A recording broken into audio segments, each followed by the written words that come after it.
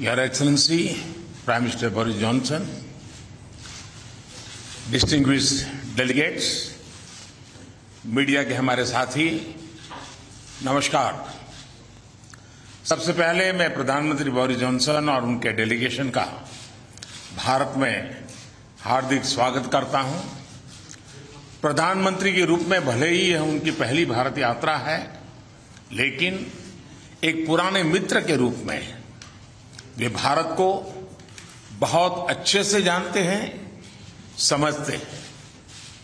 पिछले कई वर्षों से भारत और यूके के संबंधों को मजबूत करने में प्रधानमंत्री जॉनसन की बहुत महत्वपूर्ण भूमिका रही है।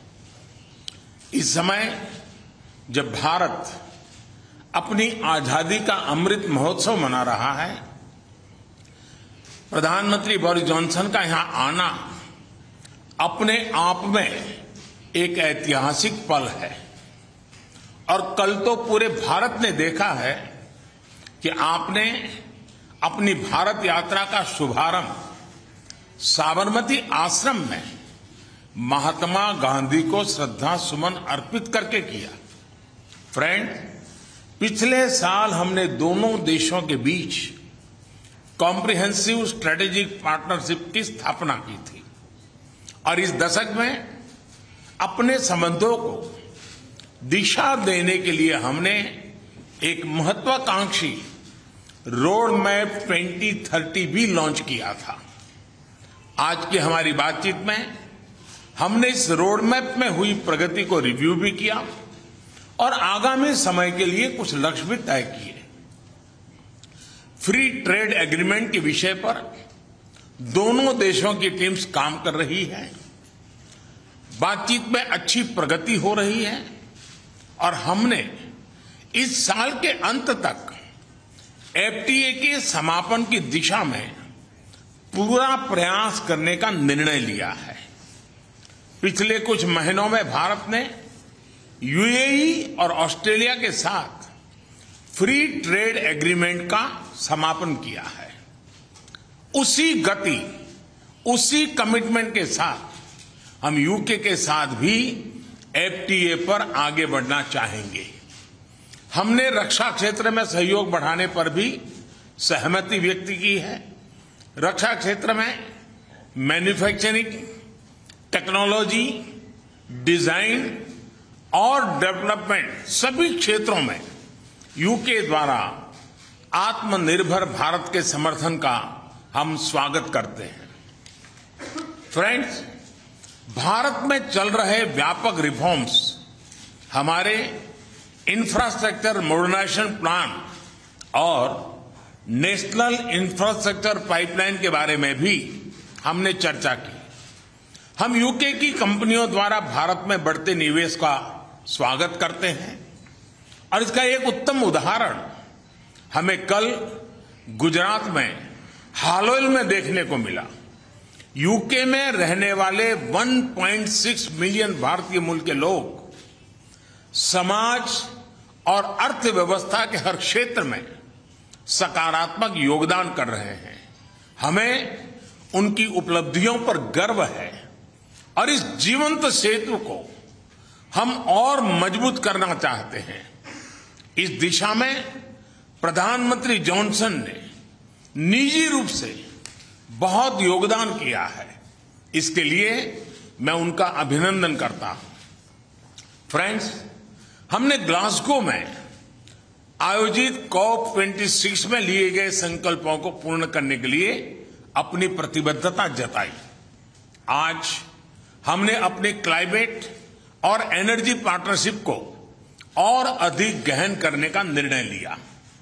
हम यूके को भारत के नेशनल हाइड्रोजन मिशन में शामिल होने के लिए आमंत्रित करते हैं और हमारे बीच स्ट्रेटेजिक टेक डायलॉग की स्थापना का मैं हृदय से स्वागत करता हूं।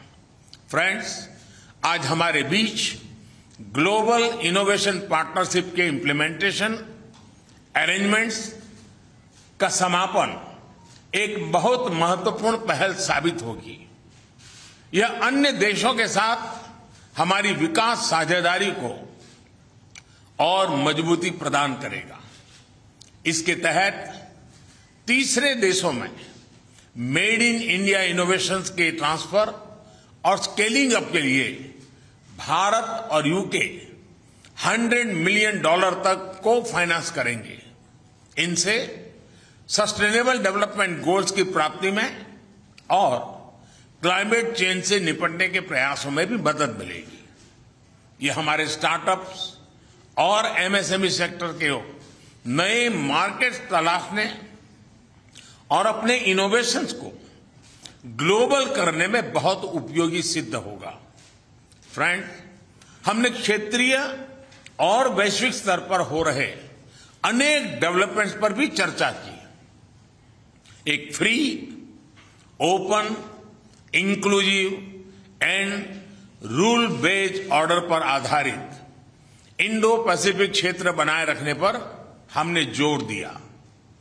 इंडो पैसिफिक ओशन इनिशिएटिव से जुड़ने के यूके के निर्णय का भारत स्वागत करता है।